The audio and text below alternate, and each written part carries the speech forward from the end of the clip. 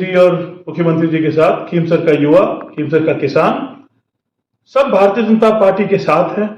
हमारे कार्यकर्ता बंधुओं में बहुत जोश और उत्साह है और मुझे विश्वास है कि 25,000 नहीं, लगभग 30-35,000 से भी ये सीट हम निकालेंगे और कई सालों बाद राजस्थान की विधानसभा क्षेत्र में, राजस्थान की विधानसभा में हमारा भारतीय जनता पार्टी का एमएलए खीमसर विधानसभा क्षेत्र के युवा और किसानों की आवाज बुलंदी से उठाएंगे।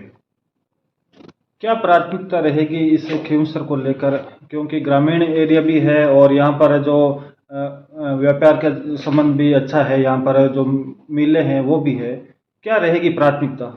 मैं आपको यही बताना चाहूंगा और सब ये जानते भी हैं कि पिछले 15 सालों में खीमसर का विकास कुछ भी नहीं हुआ।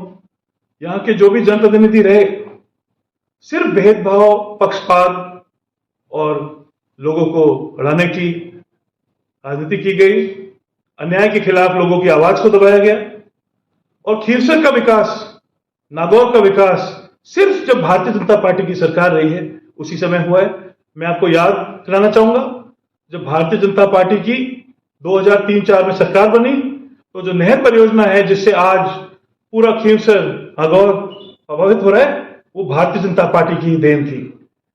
अगर आप खीमसर के विकास की चर्चा करें, 2013 और 18 में जब भारतीय जनता पार्टी की सरकार थी, यहां पे कॉलेज, खेल मैदान, विद्युत का जाल, ये सब भारतीय जनता पार्टी की देन थी। और इस बारी मैं माननीय मुख्यमंत्री जी का, वित्त मंत्री जी का आभार व्यक्त करना चाहूंगा कि जो खीमसर को इतनी सौगातें दी है इस बजट में। सबसे पहले युवाओं की मांग थी कि हमारे खेल मैदान का विस्तार हो, हमारे खेल मैदान के लिए फंड दिया गया और मैं सबसे बड़ी उपलब्धि खीमसर के लिए मानता हूं। इसके लिए मैं प्रधानमंत्री, जो मुख्यमंत्री जी को, चिकित्सा मंत्री जी को, वित्त मंत्री जी का आभार व्यक्त करना चाहता हूं कि हमारा ग्रामीण तबका है, आसपास की पंचायतें हैं, ये सीएचसी हॉस्पिटल से जो हमारे डिस्ट्रिक्ट लेवल हॉस्पिटल की जो घोषणा हुई है उससे इस क्षेत्र को बहुत लाभ मिलेगा। उसको छोड़ के 60 करोड़ सड़क निर्माण के लिए, बस स्टैंड का विस्तार, तो प्रधानमंत्री, जो मुख्यमंत्री जी ने बहुत दिया है खीमसर विधानसभा क्षेत्र को। आज हमारा युवा, किसान भाई, हमारे साथी कार्यकर्ता में बहुत उत्साह है, बहुत जोश है। और जब से भारतीय जनता पार्टी की सरकार बनी है, डबल इंजन की सरकार बनी, कई महीने तो आचार संहिता में निकल गए, अब पहले ही बजट में हमको इतनी सौगातें मिली, तो मैं तो आपको यही कहना चाहूंगा, ये तो सिर्फ एक ट्रेलर है, पिक्चर तो अभी बाकी है। सबसे बड़ी समस्या खीमसर के लिए ये ओवरब्रिज की है। पिछले लंबे समय से इसका निर्माण भी रुका हुआ है। क्या कारण है इसका निर्माण रुकना और क्या है पूरा मामला? ये जो ओवरब्रिज का मामला है, पदमसर और में बहुत ज्यादा एक्सीडेंट होते थे। ओवरब्रिज का टेंडर प्रोसेस हुआ, काम चालू हुआ, इसमें जो कॉन्ट्रैक्टर थे, जो मेरे पास सूचना है, कई अनियमितताएं थी और अनियमितताएं के कारण जो है इस काम को रोका गया ताकि ठीक तरीके से काम हो सके। मुझे पूरा विश्वास है कि बहुत ही जल्द इस ओवरब्रिज का काम शुरू होके संपन्न होगा। और ये जो पदमसर चौराहा है, ये बहुत खतरनाक मोड़ बन चुका था, तो इस फ्लाईओवर के कंप्लीट होने से हमें बहुत राहत मिलेगी खीमसर कस्बे को। इसको आगे बढ़ाने की भी आपने 1-2 बार पीडब्ल्यूडी को पत्र भी लिखे हैं कि इसको जो लंबाई है वो बढ़ानी चाहिए।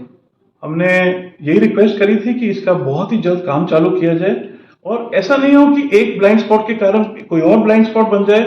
और जैसे मैंने आपको बताया, हमारा जो ये हाईवे है, नागड़ी से लेके लगभग खरनाल तक बहुत ज्यादा सड़क दुर्घटनाएं होती है, आप सबसे पत्रकार बंधुओं से छुपी हुई नहीं। तो इस फ्लाईओवर के आने से खीमसर कस्बे में जितने भी टी पॉइंट में हाईवे पे एक्सीडेंट होते हैं, वो दुर्घटनाएं जो है, कई युवाओं को जो है, जो बिल्कुल 8 स्पीड से कार्स आती है, गाड़ियां आती है, नेशनल हाईवे है, तो ये दुर्घटनाएं ना के बराबर हो जाएगी इस फ्लाईओवर के कंप्लीट होने से।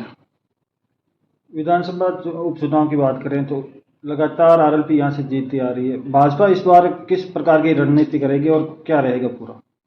आपको मैं यही कहना चाहूंगा, आप लोग के साथ मेरे पास फैक्ट्स एंड फिगर हैं कि पिछले 15 सालों में आरएलपी की जो भी जन रणनीति रहे, विकास ना के बराबर हुआ है।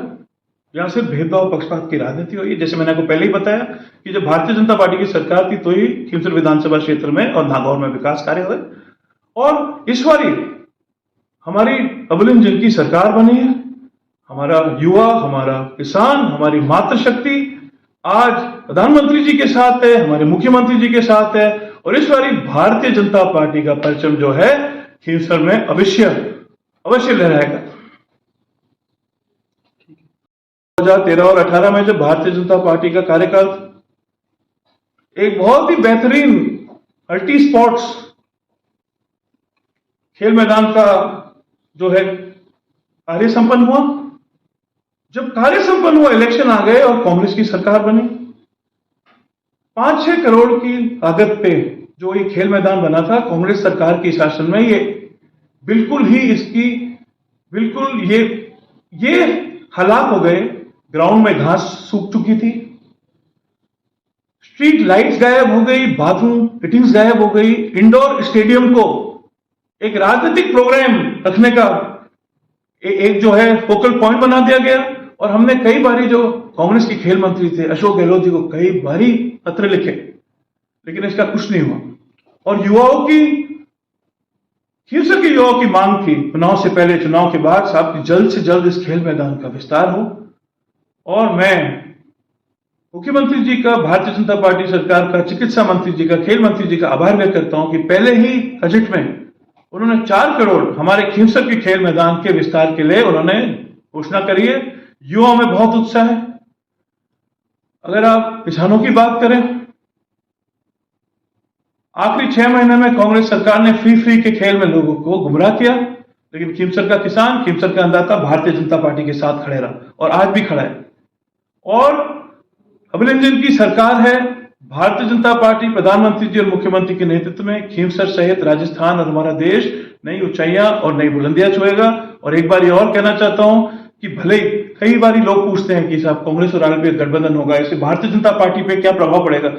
गठबंधन हो या नहीं हो, आज हम 25,000 वोटों से भारतीय जनता पार्टी जिसको भी उम्मीदवार बनाती है कमल का फूल लेके खींवसर में भेजती है। मिनिमम 25,000 वोटों से जीत होगी। अगर कांग्रेस के साथ आरएलपी का गठबंधन होता है हमें कोई फर्क नहीं पड़ता, गठबंधन नहीं होता तो कांग्रेस की जमानत जब्त होगी। और भारी मतों से इस बारी हमारे जो भी उम्मीदवार होंगे यहां से जीत के जाएंगे।